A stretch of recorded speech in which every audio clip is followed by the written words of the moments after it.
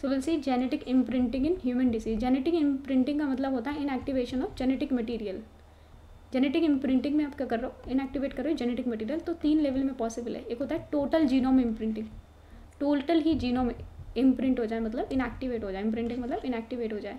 तो प्लॉइड genome same चीज़ होती है ऑलमोस्ट, मीन्स 23 क्रोमोसोम्स ऑलमोस्ट। प्लॉइड इन एक प्लॉइड भी 23 क्रोमोसोम का होता है, जीनोम में भी 23 क्रोमोसोम होता है। तो जो ह्यूमन होता है वो डाइप्लॉइड होता है, क्योंकि हमारे 23 पेयर के दो पेयर होते हैं 23 के। सो अगर टोटल जीनोम इम्प्रिंटिंग मतलब पूरा 23 क्रोमोसोम का सेट इनएक्टिवेट हो जाए तो इसे बोलते हैं total genome imprinting. Inactivate whole set of 23 chromosome and it is not observe in human, only possible in lower organism. जो टोटल जीनोम इम्प्रिंटिंग होता है कि 23 पे पूरा इनएक्टिवेट हो जाए, ये होता है only in lower organism, not possible in human. And single law of animal genetics, इसे बोलते हैं single law of animal genetics. जैसे गैसोफिलिया एक एनिमल होता है जिसमें 4 क्रोमोसोम होते हैं, सारे 4 इनएक्टिवेट हो जाते हैं, तो इसे बोलते हैं टोटल जीनोम इम्प्रिंटिंग। तो इस तरीके से 4 के पेयर होते हैं, तो पूरे 4 इनएक्टिवेट हो जाए, इसे बोलते हैं टोटल जीनोम इम्प्रिंटिंग। इसमें देखा जाता है गैसोफिला में। सो गैसोफिला एक तरीके का फ्लावरिंग ये है, इट इज़ गाइफोसोफिला। गाइफोसोफिला ये जीनस फ्लावरिंग प्लांट है। इसे बेबी ब्रेथ भी बोलते हैं, this is also known as baby breath. तो काफ़ी स्मॉल एंड डेलिकेट होते हैं। सो यहाँ पे 4, यहाँ ये एग्जाम्पल है टोटल जीनोम इम्प्रिंटिंग का। देन 1 कंप्लीट क्रोमोसोम इम्प्रिंटिंग, जैसे बार बॉडी पूरा एक एक्स, जैसे फीमेल में 2 एक्स होते हैं, मेल में एक एक्स वाई होता है, तो फीमेल का एक्स्ट्रा एक्स क्रोमोसोम इनएक्टिवेट हो जाता है, जैसे बोलते हैं बार बॉडी, जैसे डोसेस कंपनसेशन बोलते हैं इस प्रोसेस को। तो इसे बोलते हैं 1 कंप्लीट क्रोमोसोम इम्प्रिंटिंग, एग्जाम्पल है बार बॉडी।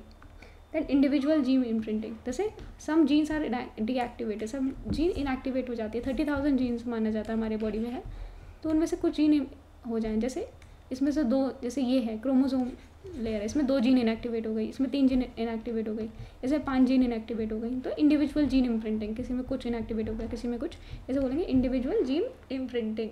देन होता है डिफरेंशियल जीन एक्सप्रेशन।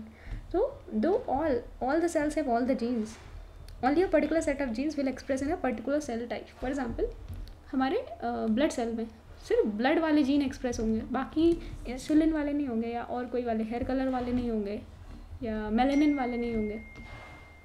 एंड ये एग्जाम्पल है इंडिविजुअल जीन इम्प्रिंटिंग का। जैसे sex chromosome in nail cell में सेक्स क्रोमोसोम की ज़रूरत नहीं है।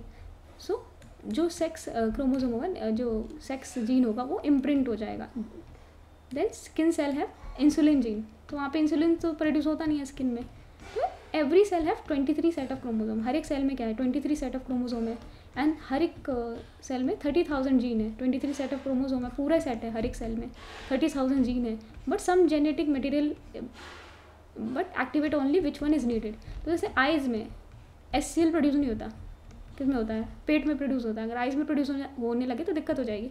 इसलिए क्या होता है कि सिर्फ कुछ ही जीन एक्सप्रेस, कुछ ही जो सेल के जीन होते हैं एक्सप्रेस करते हैं पर्टिकुलर पार्ट ऑफ बॉडी, तो बाकी सब इम्प्रिंट हो जाते हैं। So if every cell gene is imprinting, हर एक सेल में जीन इम्प्रिंट हो रहे हैं, बिकॉज एवरी जीन 2 कॉपी होती है मदर और फादर से, ओनली 1 इज़ एक्सप्रेस्ड। हमारी मदर और फादर से, जैसे हेयर कलर हमें किससे मिला है, मदर या फादर से, तो हमारे पास हेयर कलर मदर का भी है फादर का भी है, लेकिन एक ही एक्सप्रेस होता है।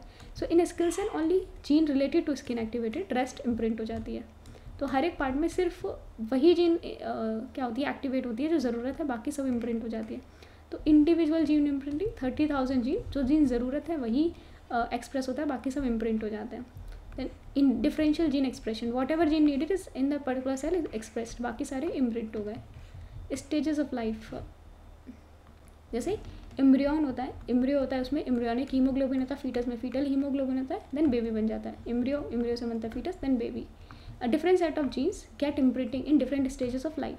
तो जैसे फीटल हीमोग्लोबिन बड़े होके भी हमारे पास होता है, लेकिन वो बड़े स्टेजेस पे वो इम्प्रिंट हो जाता है।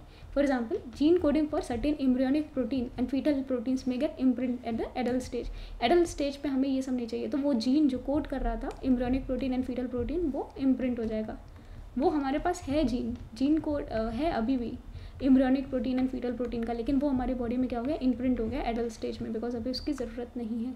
तो different stages of life different gene inactivate हो जाते हैं। Then parent of origin specific imprinting, only 1% of gene, only mother or father copy imprinted. Parent of origin specific imprinting क्या होती है? Parent of origin specific imprinting सिर्फ 1% gene है जो हमारे पेरेंट ऑफ ओरिजिन स्पेसिफिक है. देखो ओनली मदर और father copy imprinted, they are called paternally imprinted gene या मैटरनली इम्प्रिंटेड जीन. अगर पैटर्नली इम्प्रिंटेड जीन है तो मैटरनली एक्सप्रेस होंगे, मतलब फादर का जो जीन है वो इम्प्रिंट हो गया तो मदर के जो कैरेक्टर होंगे वो एक्सप्रेस होंगे. मैटरनली इम्प्रिंटेड जीन मतलब मदर का जो जीन है, कोड है, वो इम्प्रिंट हो गया, मतलब पैटर्नली एक्सप्रेस, मतलब फादर के जीन एक्सप्रेस होंगे. तो ये होता है पैटर्नली इम्प्रिंटेड जीन. और जिससे हमारे 1% जीन होता है, क्योंकि बाकी 23 तो हमारे ऑटोसोम होते हैं. तो सेक्स क्रोमोसोम होता है जो parent of origin specific imprinting होती है, दैट इज ओनली 1% जीन.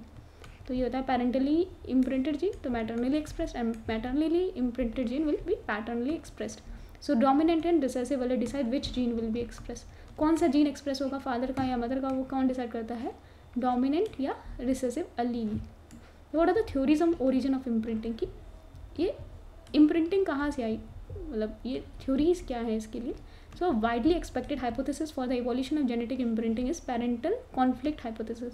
तो एक वाइडली एक्सेप्टेड हाइपोथेसिस क्या है? पेरेंटल कॉन्फ्लिक्ट हाइपोथेसिस या kinship theory of genetic imprinting, genomic imprinting. एक है पेरेंटल कॉन्फ्लिक्ट हाइपोथेसिस, या ऐसे बोल सकते हैं kinship theory of genomic imprinting.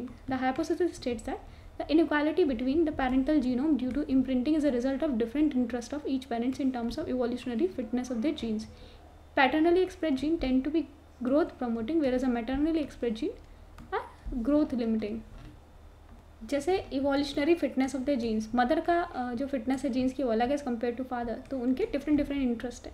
तो पैरेंटल जीनोम क्या हो जाता है? इम्प्रिंट हो जाता है as a result of different interest of the each parent in terms of evolutionary fitness. Paternally express gene tend to be, अगर पैटर्नली एक्सप्रेस जीन को माना जाता है दे आर ग्रोथ प्रमोटिंग, जबकि मैटर्नली एक्सप्रेस जीन क्या होते हैं? These are growth limiting. So ये है theory on origin of imprinting, kinship theory of genomic imprinting या parental conflict hypothesis. So we'll talk about the theories of origin of imprinting. A widely accepted hypothesis for evolution of genomic imprinting is parental conflict hypothesis and kinship theory of genomic imprinting. कि किन का, mother या father, किसका gene express होगा. This hypothesis states that the inequality between parental genomes due to imprinting is a result of different interest of each parent in terms of evolutionary fitness of their genes. तो जिसका gene ज़्यादा fit होगा वो बच्चे में दिखेगा या express होगा, बाकी दूसरा जीन इम्प्रिंट हो जाएगा. Paternally express gene tend to be growth promoting and where maternally express gene growth limiting होते हैं. सो नोट अगर देखिए, if in any species one sex tries to increase the progeny and other sex tries to limit the reproduction, and this is to optimize the population size to avoid interspecific competition due to very small population size or intraspecific competition due to very large population size. तो यहाँ पे किसी भी species में एक species क्या करता है? ग्रोथ प्रमोटिंग होता है, प्रोजनी बच्चा करना चाहता है, दूसरा क्या होता है? लिमिट करता है. जैसे मेल जो होता है वो ग्रोथ प्रमोटिंग होता है, फीमेल ग्रोथ लिमिटिंग होती है. वो चाहती है क्योंकि फीमेल ज़्यादा है, उसे इन्वेस्ट करना पड़ता है child. In most of the species female sex tend to be growth limiting as it is the female who has to invest more in the child birth. Female को इन्वेस्ट करना पड़ता है, तो इसलिए फीमेल क्या है? ग्रोथ लिमिटिंग है. And जैसे पॉपुलेशन साइज ऑप्टिमाइज होनी चाहिए, बहुत कम नहीं होनी चाहिए, नहीं तो दूसरी जो लोग हैं, जैसे कुत्ते हैं, जैसे अभी हम लोग ज़्यादा पॉपुलेशन में कुत्ते को कंट्रोल किया, अगर हम लोग कम पॉपुलेशन में होंगे तो कुत्ते राज करने लगेंगे. तो ये क्या हो गया? Interspecific competition and intra specific competition, की मतलब हम लोग ही बहुत ज़्यादा नंबर में हो जाएंगे तो आपस में कॉम्पिटिशन की वजह से लड़ने लगेंगे. तो दोनों interspecific competition and intra specific competition दोनों के लिए क्या होना चाहिए? पॉपुलेशन साइज ऑप्टिमम होनी चाहिए, ऑप्टिमाइज़ करनी चाहिए, ना ही बहुत कम ना ही बहुत ज़्यादा हो. तो वो की जाती है because one sex tries to increase the progeny, another tries to limit the reproduction.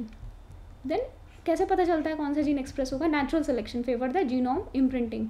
A hypothesis for the origin of this genetic variation states that the host defense system responsible for silencing foreign DNA elements such as viral genes mistakenly silence the self gene, whose silencing turned out to be beneficial to the organism and therefore continued.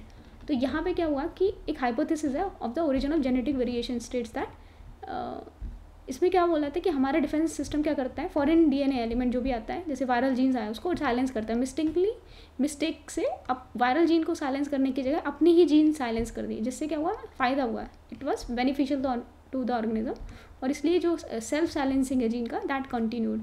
तो ये theory है of the natural selection favour the genome imprinting. Then genomic genome imprinting in genetic disease, जैसे Prader Willi Angelman disease. तो यहाँ पे 2 syndrome है, एक है प्रेडर-विलाई, एक है एंजलमैन। तो यहाँ पे क्या होता है 15th क्रोमोसोम, ये मदर्स कॉपी है, एंड यहाँ पे 15th chromosome father's copy. So this is Prader-Willi and Angelman disease. तो यहाँ पे एक पेंडर-विलाई डिसीज़ है, एक एंजलमैन है। यहाँ पे 15th क्रोमोसोम होता है, ये मदर्स कॉपी है, फादर्स कॉपी है। तो यहाँ पे अगर 15th क्रोमोसोम फादर का अगर इम्प्रिंट होता है या मदर का इम्प्रिंट होता है, डिफरेंट इफेक्ट डिफरेंट रहता है।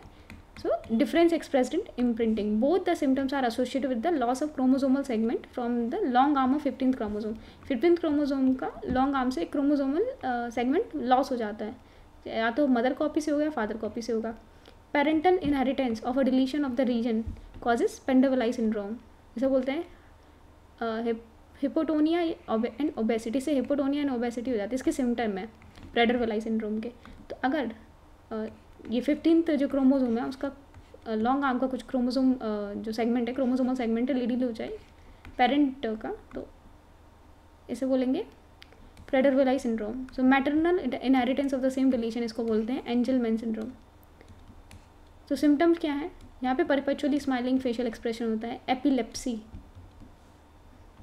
सो ये जो एपिलेप्सी डिसऑर्डर है of the brain that is characterised by repeated seizures. So इस तरीके से सडन एल्ट्रेशन हो जाता है बिहेवियर में due to temporary change in the electrical functioning of the brain, तो इसे बोलते हैं एपिलेप्सी। तो जैसे प्रेडर-विलाई सिंड्रोम होता है उसे एपिलेप्सी होता है, या परपेचुअली स्माइलिंग फेशियल एक्सप्रेशन रहता है। सो इनका परपेचुअली स्माइलिंग फेस होता है प्रेडर-विलाई सिंड्रोम। बाकी होता है obesity, hypotonia, then other diseases है हमारी Silver Russell syndrome, and other is Beckwith Wiedemann syndrome. Imprinted brain theory क्या है? If it argues that errors in the imprinting can also be caused of autism. अगर imprinting में error हो गया, it can be also cause of autism, means mental retardation हो सकता है। What are the mechanism of imprinting?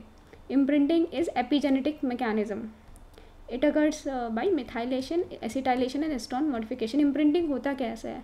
जैसे epigenetic mechanism कि DNA sequence में कुछ चेंज नहीं होता है, बस इसमें मिथाइलेशन एसिटाइलेशन से इम्प्रिंट हो जाता है।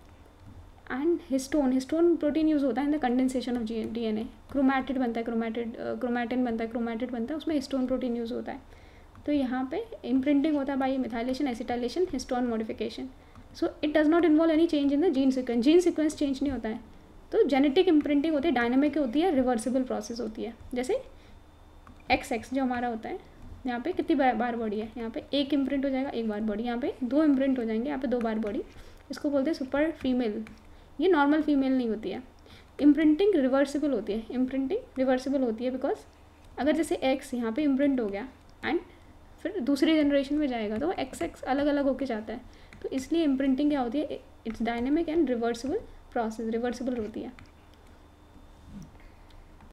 तो कैरियोटाइप एनालिसिस हम देख चुके हैं, इसमें एप्लीकेशन क्या होती है? Change in the size and shape of the chromosome help in diagnosis और structural aberration, structural chromosomal aberration. Size and shape जो चेंज होता है क्रोमोसोम का, इसे हम डायग्नोस कर सकते हैं स्ट्रक्चरल क्रोमोसोमल एबरेशन।